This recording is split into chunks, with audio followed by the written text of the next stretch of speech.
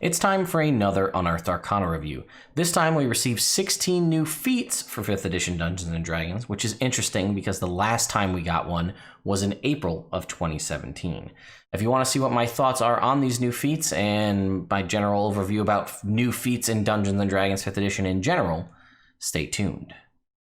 Sleight of foot. That would be an interesting feat.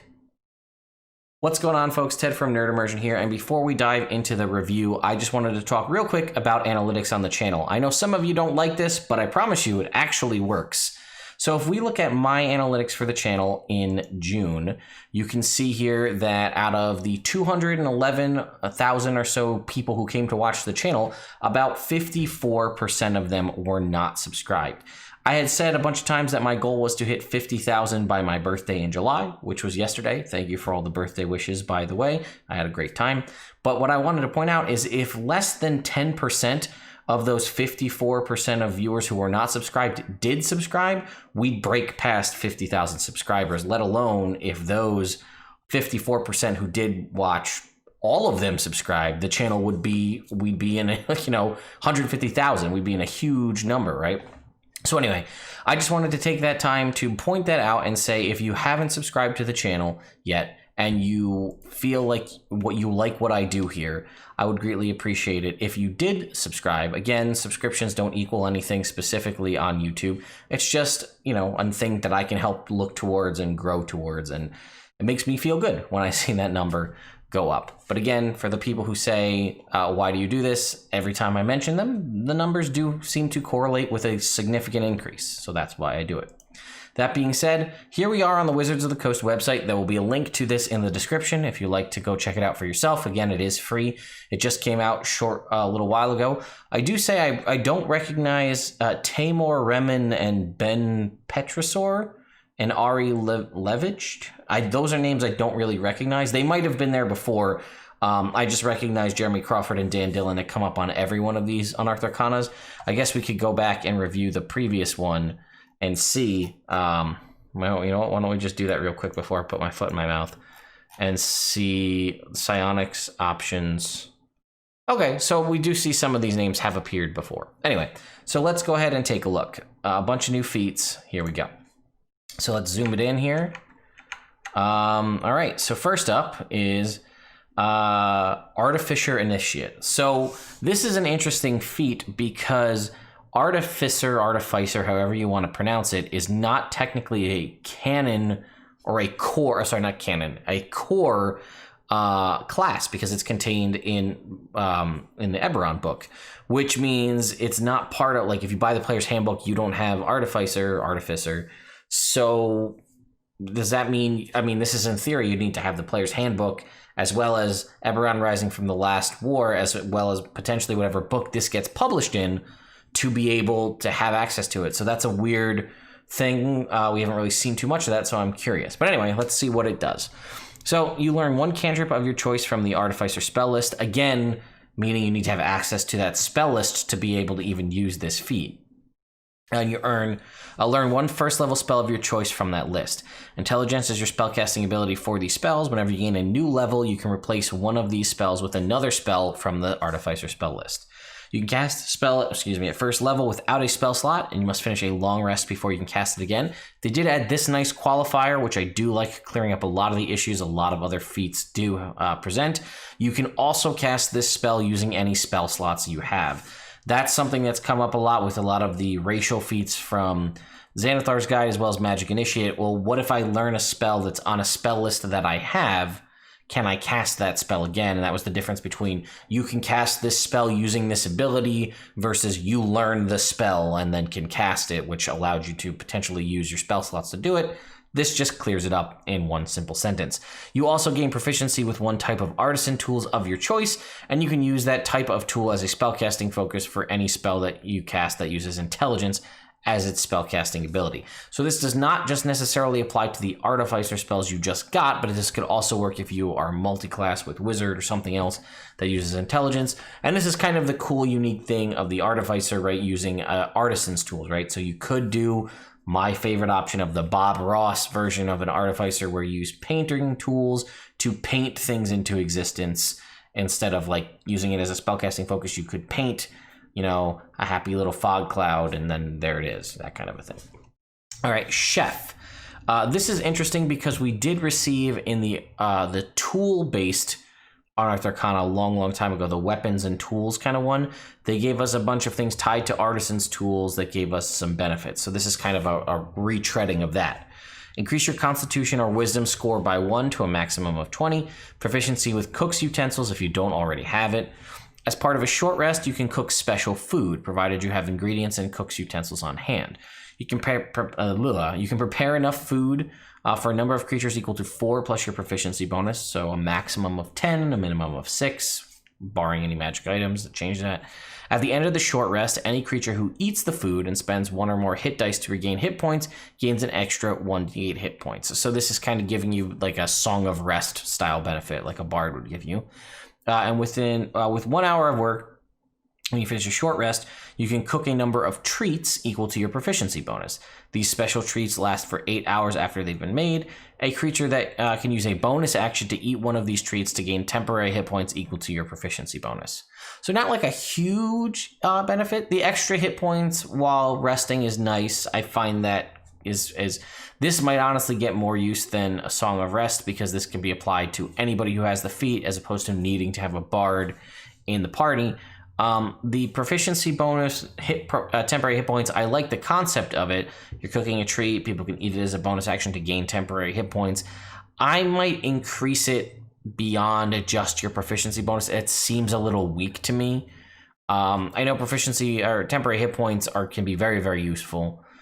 So a couple things I would do to tweak this one. I might make it they gain temporary hit points equal to maybe a die roll plus your proficiency bonus, or maybe you choose, like, you can choose to increase your constitution or wisdom at the start. Maybe whatever you pick, it also increases your the temporary hit points by that amount. So if you choose constitution, it would be proficiency bonus plus constitution, or maybe just make it a choice, right? They gain temporary hit points equal to your proficiency bonus plus your constitution or wisdom modifier, your choice. I also feel like if you're going to do this, you should probably get expertise in your cook's tools. Again, that probably doesn't come up too often, but I would give it to you. All right, then we get things I'm very, very excited about, which are weapon-based feats. And they're not actually weapon-based feats, they're damage-based feats, as opposed to things like how we have Sharpshooter and Great Weapon Master and Polearm Master. These are things that you are an expert in wielding a type of weapon. So this one is called Crusher. You get a +1 to your strength or dexterity, maximum of 20. Once per turn, when you hit a creature with an attack that deals bludgeoning damage, you can move it 5 feet to an unoccupied space, provided the target is no more than 1 size larger than you. So this is your kind of bludgeoning, you're bashing somebody back, or I guess crushing somebody back. When you score a critical hit that deals bludgeoning damage to a creature, attack rolls against that creature are made with advantage until the end of your next turn. So obviously this could have a lot of uses for anybody who has multiple attacks, but it does persist until your next turn. Also, a lot of really good potential if you are a fighter, potentially with action surge, you can really stack on those attacks with advantage, which could be a big hit, fishing for crits for you. It does also say when you hit a creature with an attack, it does not specify an attack with a melee weapon. It does not specify a weapon attack. So this could work for your unarmed strikes, as far as I can tell, because you're hitting someone with an attack. An unarmed strike is an attack, and it does bludgeoning damage. So this could be something that could boost your monk quite a bit, right? Because if you're dealing bludgeoning damage, a critical hit that deals bludgeoning damage, now you could be using as a monk with extra attack plus flurry of blows. You could be doing a ton of attacks all at advantage if this works. This would also work for any spell-based attacks that deal bludgeoning damage. I don't know if there are any, but if you have like a cantrip that, like a green flame blade or a booming blade, that will work, right? Because it's a weapon attack, so it would boost those. But if there is any spells that I can't think of off the top of my head that deal attacks that deal bludgeoning damage, this would work for that. Eldritch Ad Jet, this I'm very excited about. This kind of fills a gap that I think a lot of people have been thinking about. You learn 1 Eldritch invocation of your choice from the Warlock class. And that does qualify because I thought this was going to be OP when I first read it, and then the next sentence clears it up.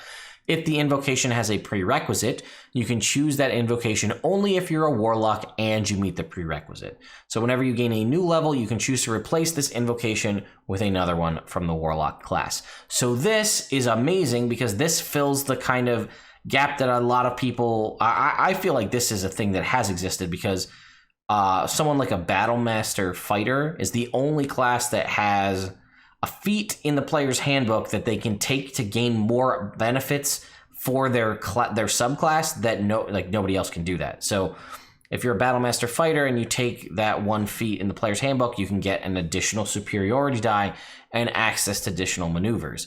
If you don't really have anything you want to spend your ability scores on, but you wish you could get access to another invocation as a warlock, this you can just do that now. This potentially stacked with variant human or other gaining ability scores, you could do a lot of things to like trying to get access to a certain kind of invocation chain earlier. This could be a really big deal, right? If you wanted to start with Agonizing Blast as a level 1 warlock, you could be a variant human and then have that, right? That's an option that you can have. Or if you if you chose through some other means got access to Eldritch Blast as a cantrip and you weren't a warlock, you could now take Agonizing Blast with this feat to then make things even out. I don't know, this is a very good option. I haven't really dived too much into what you can do with this as far as like read through the invocations again to see what you can use. But there's a lot of really good options here, right? This could be a way to get mage armor all the time, additional skill proficiencies. There's a lot of good use for this.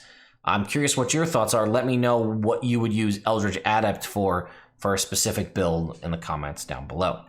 Then we get Faye Touched. I thought this one kind of seemed a little bit stepping on the toes of the one elf racial feat that was in Xanathar's, which kind of gave you a bonus and then gave you Misty Step on a short rest, but this is a little bit different.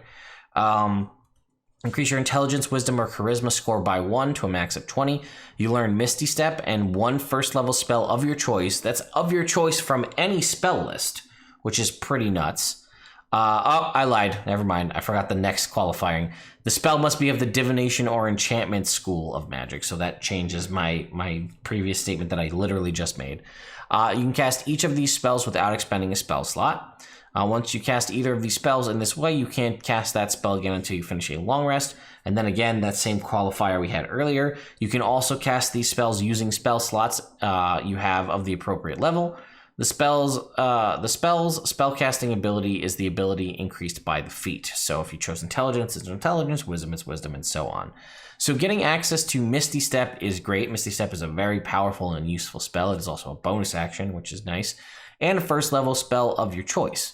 So this could be, again, if you have an odd ability score that's one of intelligence, wisdom, or charisma, and you don't just want to choose one of the other feats, because there's not a lot of great wisdom feats out there. There's a couple good ones like observant and resilient wisdom, if that's useful to you, and then there's not really a ton of other options for you. So this could be good. Also, again, same thing with charisma. I feel like you have actor, and that's about it. So this is a pretty big improvement. Again, also keep in mind that a variant human can take any of these at first level. All right, Fighting Initiate, another one that I think is pretty useful. You gain a fighting style of your choice from the fighter class.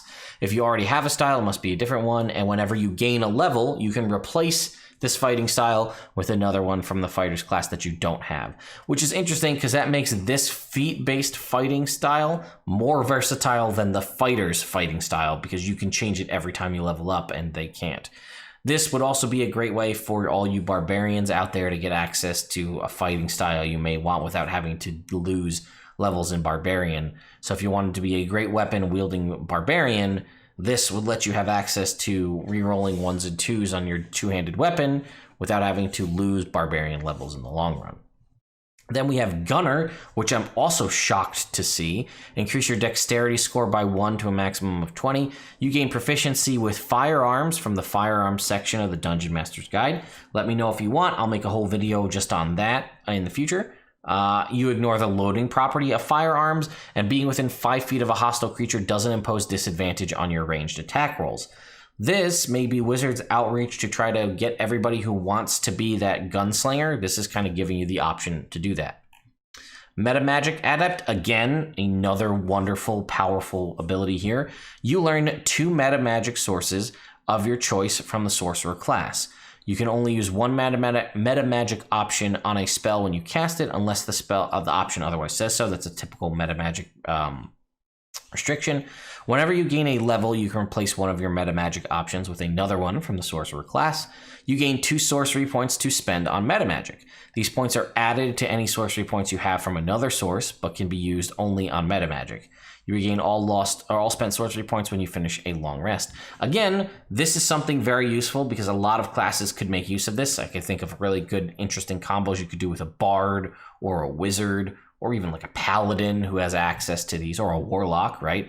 But you could also take these as a sorcerer to increase your number of sorcery points beyond the maximum of 20 to 22, or however high you want to go. Next up is Piercer. This is the piercing equivalent we saw with the Crusher feat from before. Strength or Dexterity +1. Once per turn, when you hit a creature with an attack that deals piercing damage, you can reroll one of the attack's damage die and roll the new one. And choose the new roll. So again, this is great if you roll a 1. You could choose to re-roll that one.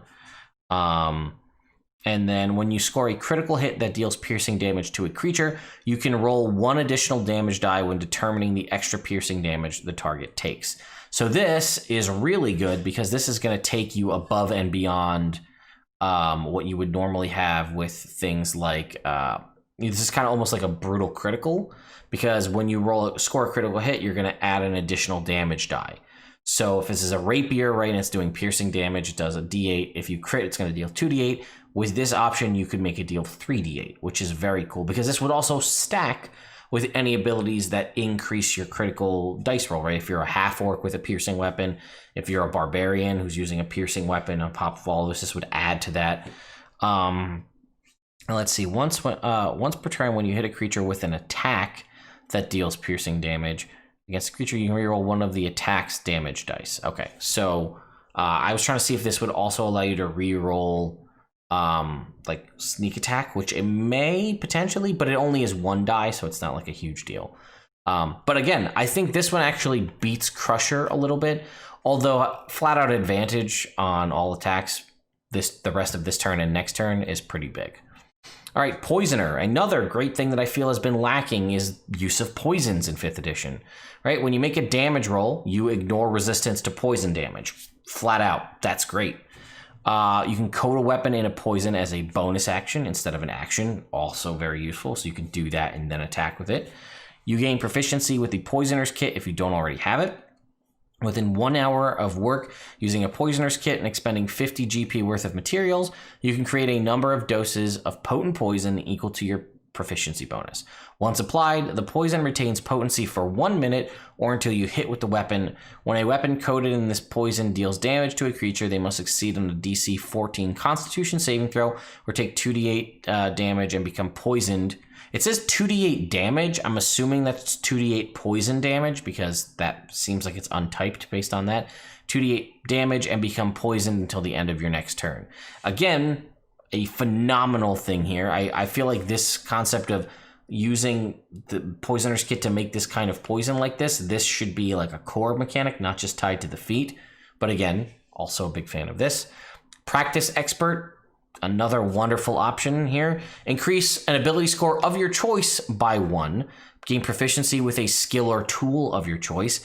And basically get expertise in one of those. Choose one skill or tool proficiencies. It doesn't have to be the one you just got. It can be any one of them.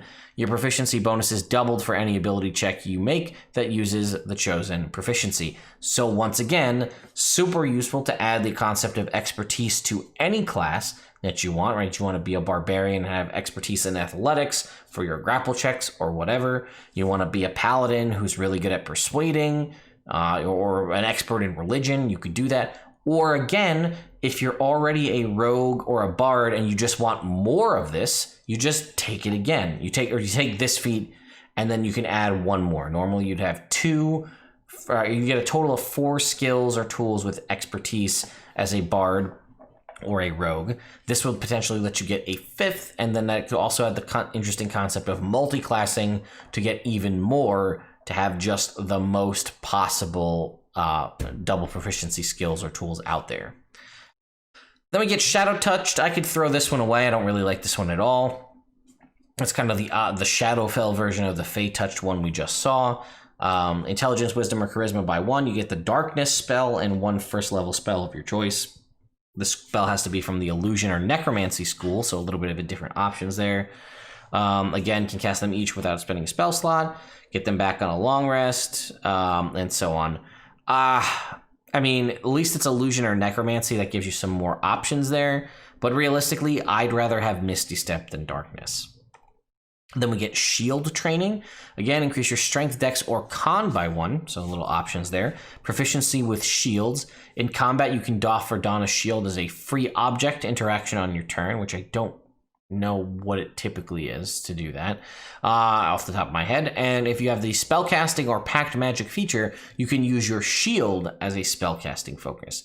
So this has benefits for people who even already have access to shields using this as the spellcasting focus. Or again, let's say you happen to be a bard, right? And you're a melee-based bard, and you're using your rapier in one hand, but you don't want to use anything in your other hand because you need that for your spellcasting. Well, now you could take a shield, increase your AC by 2, and it's your spellcasting focus. So there you go. Plus, again, an ability score improvement. Then we get Slasher, the third of the damage type here. Strength or Dex by 1. Once per turn, when you hit a creature with an attack that deals slashing damage, you can reduce the speed of the target by 10 feet until the start of your next turn. So I imagine this is probably supposed to replicate like hamstringing them, so it slows them down. When you score a critical hit that deals slashing damage to a creature, you grievously wounded until the start of your next turn. The creature has disadvantage on all attack rolls. Again, a very powerful debuff that you can do just by attacking, which is probably, if you're taking this, what you're doing anyway. Then we get Tandem Tactician. I'm not too sure how I feel about this one. You can use the help action as a bonus action, which is a powerful option.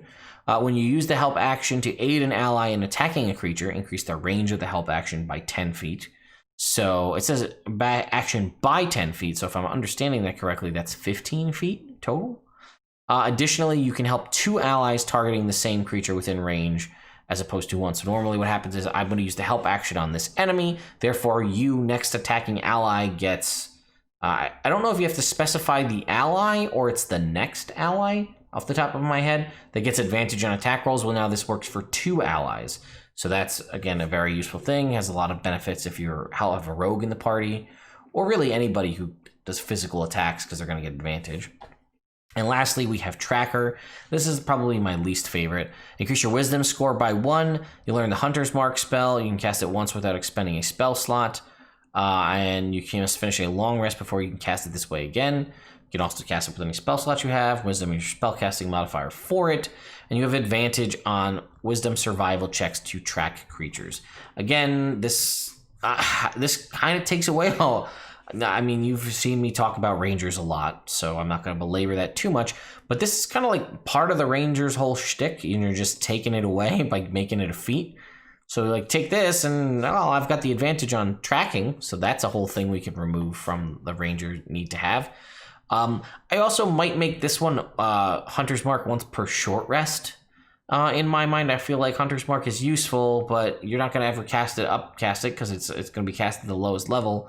So this particular one I might make once per short rest, because you're not getting a secondary spell, like the Shadow Touch and Faye Touch give you one spell and then another spell of your choice.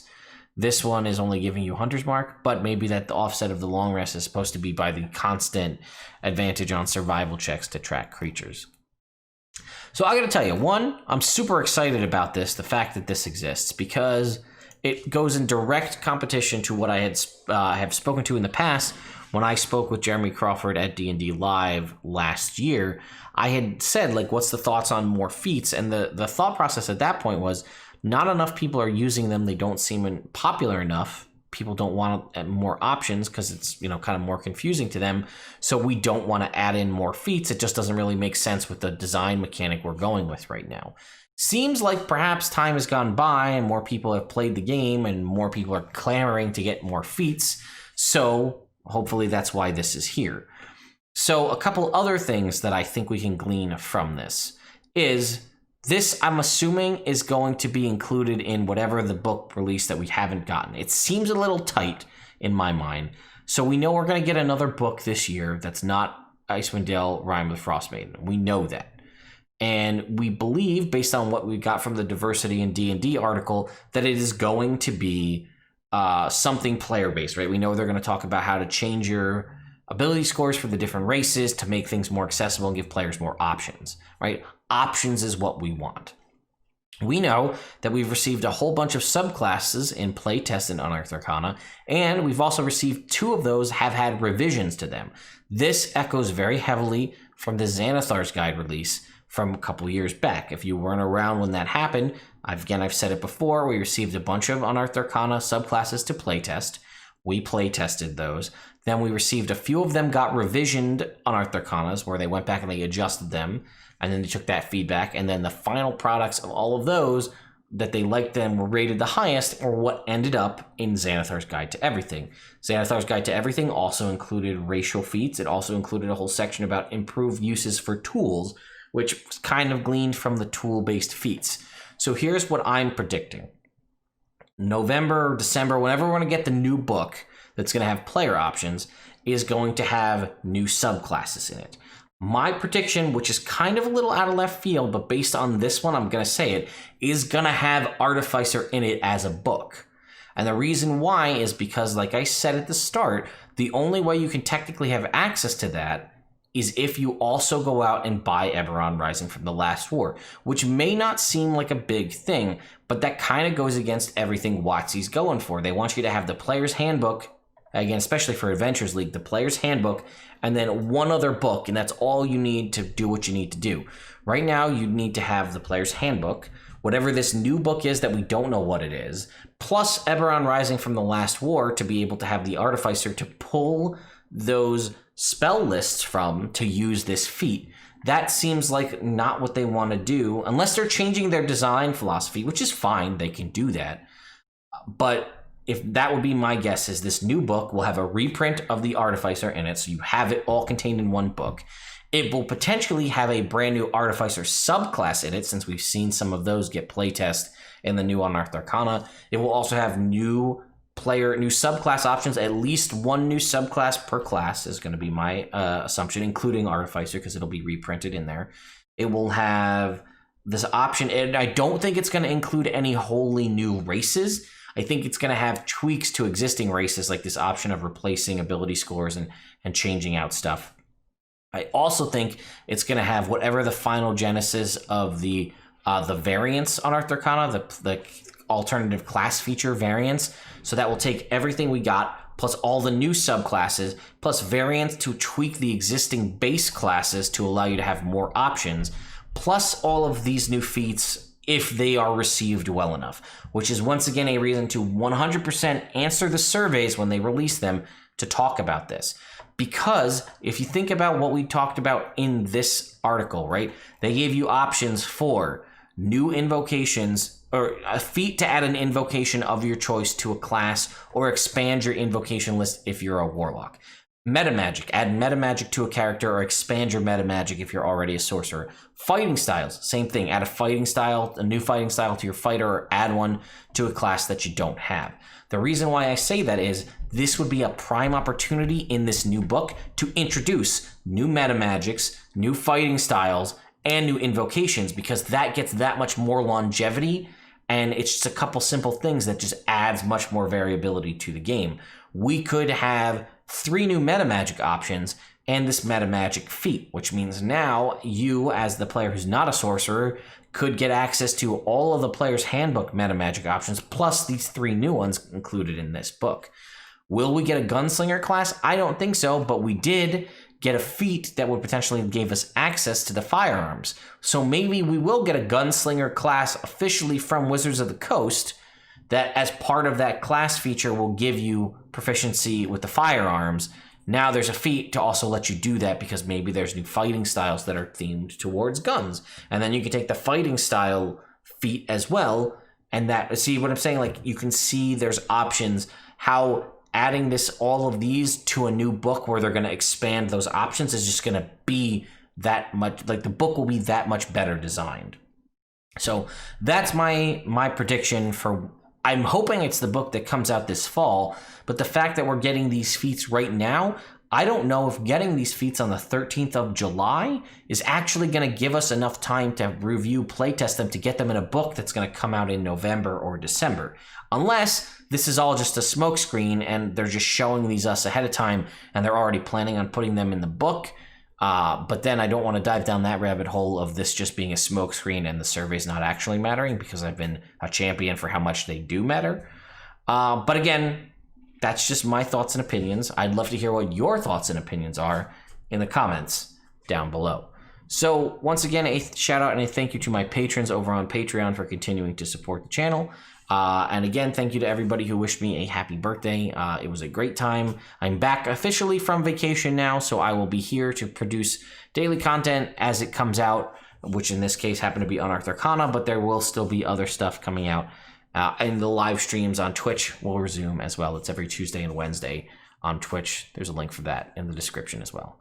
Thank you all so much for watching, and I'll see you next time.